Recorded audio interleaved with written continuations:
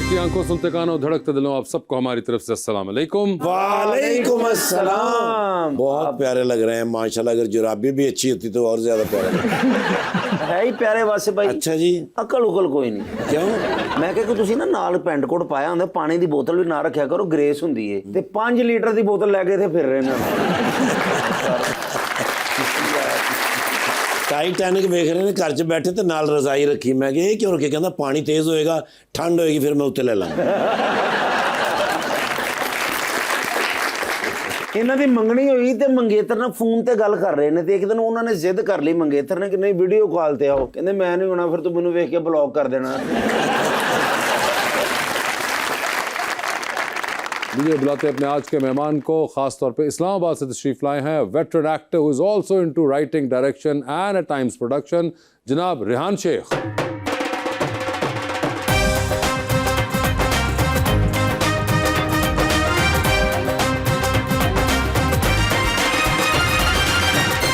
Sir बड़ी खुशी हो रही है आपको देख के। एक बड़ा ही प्यारा शेर लेकर आया हूँ आपके लिए सर।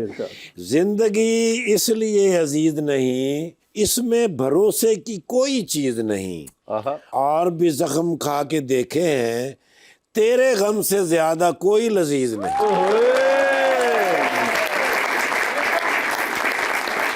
दिल ऐसे हुआ तेरे मलाल में, जुल्फें सफेद हो गई 19 साल में। Oh my God. ऐसे वो रो रहा था मेरा हाल देखकर, आया हुआ हो जैसे किसी इंतकाल में। रेहान भाई, आपको खुद भी शेर व शायरी का शौक है तो कोई आप सुनाना चाहेंगे जवाबी शेर? मैं आज़ाद बहर में नज़में लिखता हूँ। मादर पिदर आज़ाद भी हो जाती हैं कभी। अच्छा। तो वो मतलब इस तरह से एक दो शेर नहीं होते, वो नज़म होती है। कोई ऐसी नज़्म है जो कि हाँ, मैं एक सुना देता हूँ। मेरी एक नज़म थी, प्लेटफॉर्म। प्लेटफॉर्म पे बैठे थे पर प्लेटफॉर्म नहीं मिलता। प्लेटफॉर्म पर बैठे थे पर प्लेटफॉर्म नहीं मिलता। ये ट्रेन तो आनी जानी है पर प्लेटफॉर्म नहीं रुकता। प्लेटफॉर्म पे भाग रहे हो, आ रहे हो, जा रहे हो, लंबे रास्ते नाप रहे हो, इतना क्यों तुम हाँप रहे हो? प्लेटफॉर्म पे भाग रहे हो, आ रहे हो, जा रहे हो, लंबे रास्ते नाप रहे हो, इतना क्यों तुम हाँप रहे हो? प्लेटफॉर्म पे आए हो तो प्लेटफॉर्म पे बैठो तो, प्लेटफॉर्म पे आए हो तो प्लेटफॉर्म पे बैठो तो, प्लेटफॉर्म को ढूंढोगे क्या? प्लेटफॉर्म तो खुद तुम हो। ये नज़्म कभी आपने पाकिस्तान रेलवेज को बेचने की कोशिश की? ये मैंने बहुत साल पहले, कोई 10-15 साल पहले, इंग्लैंड पे एक प्लेटफॉर्म, इंग्लैंड के प्लेटफॉर्म, मुझे कहने ही लगा था कि ये पाकिस्तानी प्लेटफॉर्म पे कंसीव हुई थी या इंग्लैंड के किसी ट्रेन स्टेशन पे हुई थी ये? लेकिन ये हर ट्रेन पे लागू है और हर शख्स पे लागू है। हम ढूंढते रहते हैं कि भाई हमें कोई और कुछ दे दे। मतलब इसका यही है कि आप ढूंढ रहे होते हैं कि सक्सेस, दौलत, अपॉर्चुनिटी किसी और से मिले, लेकिन वो सब आपके अंदर ही है ना। बेशक। असल जगह ढूंढने की वो है। अच्छा, मुझे ये बताएं सर, पैदाइश आपकी इंग्लैंड में हुई जी, और उसके बाद you move to Pakistan for studies. My father was a journalist, he was posted there. मेरी पैदाइश वहाँ थी। कुछ अर्से बाद वो वापस आ गए। फिर मैं वहाँ गया, कोई O levels, A levels, degree वगैरह वहीं की। वो आपने यूनिवर्सिटी भी आपने वहीं भी मैं वहीं रहना शुरू हो गया। पेरेंट्स यहाँ रहते थे तो उनको मिलने आता था, और एक्टर भी मैं वहाँ बना। बिल्कुल, आपने छोटा सा थिएटर ग्रुप शुरू करके छोटी छोटी जगहों पे परफॉर्म करना शुरू कर दिया। मतलब कम्युनिटी सेंटर्स में, रेस्टोरेंट्स में भी परफॉर्म किया, हर जगह परफॉर्म किया। वो करते करते मेरा दिमाग कुछ ज़्यादा ख़राब था। मैंने कहा मैंने करना ही ये है। मगर रेहान साहब, आपके वालिद आपने कहा जर्नलिस्ट थे, कोई आपके ख़ानदान में इस फील्ड में था?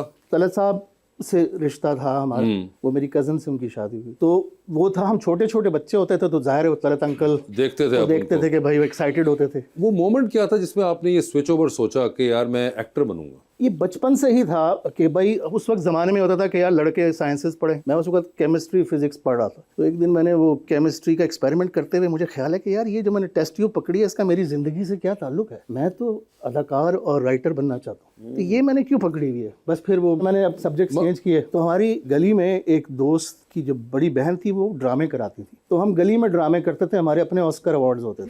तो वो मुझे मिल जाता था कभी बेस्ट कॉमेडियन, जो मुझे कॉमेडी में उस वक्त मुझे बड़ा शौक था। तो अवार्ड क्या होता था सर? ऐसे ही थपकी मिलती थी और वो एक मतलब लेटर लेटर दे दिया साथ। बस वो दिमाग में वो उसी वक्त से आ गया कि भाई यही करना है, बस बन जाएंगे कुछ डॉक्टर इंजीनियर, और जब पैसे कमा लेंगे तो इसमें चले जाएंगे। बिल्कुल ठीक। लेकिन फिर वहाँ जाकर जब इंग्लैंड गए तो फिर हमने सोचा यही इंग्लैंड में तो खैर एक बाकायदा हमेशा से इसकी स्टडी भी थी और सब कुछ, एक कल्चर का भी एक एक्सेप्टेंस है जी। मगर जब आपने उस जमाने में वहां जाके ड्रामा पढ़ना शुरू कर दिया सरे में, तो घर वालों ने कुछ कहा कि बेटे ये हाँ, कर वो तो शुरू में जब मैं थिएटर ग्रुप मैंने बनाया तो उस वक्त, अब घर वाले तो ये चाहते हैं ना माँ बाप के, भाई आपकी नौकरी अच्छी मिल जाए आपको, आप लड़के हैं, आपको इस माशरे में रहना है, वो थोड़े से डाउटफुल थे। लेकिन अब्बू ने मुझे इनकरेज किया, फिर भी मेरे फादर ने उन्होंने किया। हाँ, उन्होंने कहा कि अगर वो दिलीप कुमार के फैन थे, अच्छा ओह उन्होंने कहा कि अगर तुम मुझ जैसे बन सकते हो, वो उस तरह से तो नहीं बने लेकिन बरम सिंह, उन्होंने फिर भी कहा कि हाँ करो, बेंचमार्क दे दिया उन्होंने कि वहां तक पहुंचना है तुमने।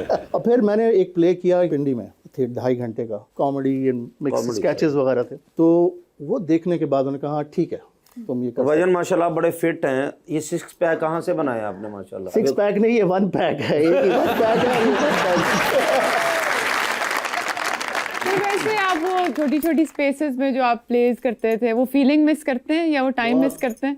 उस वक्त तो आपका एक आइडियलिज्म भी और रोमांटिसिज्म भी होता है ना, क्योंकि आप परफॉर्म कर रहे हैं। बाद में जब आप इसको कमाई का जरिया बनाते हैं तो वो चीज़ किल हो जाती है। पहले आप इजहार करना चाहते हैं। आर्टिस्ट बंदा क्यों बनता है कि जो उसके अंदर चीज़ है वो उसका इजहार कर सके, एक्सप्रेस कर सके। तो यही था कि वो एक्सप्रेशन का इजहार करने का मौका मिल रहा था, जो आप चाहते थे वो करते थे, और थोड़े बहुत पैसे भी मिल जाते थे उस ज़माने में। लेकिन ये था कि बाद में जब आप एक्टर बन जाते हैं, आपको बहुत से स्क्रिप्ट्स आते हैं, आप भी ये जानते होंगे। एक एक्टर ने मुझे कहा, मैंने उससे पूछा क्यों करो, कहते वो मैंने फ्रिज खरीदना था इसलिए।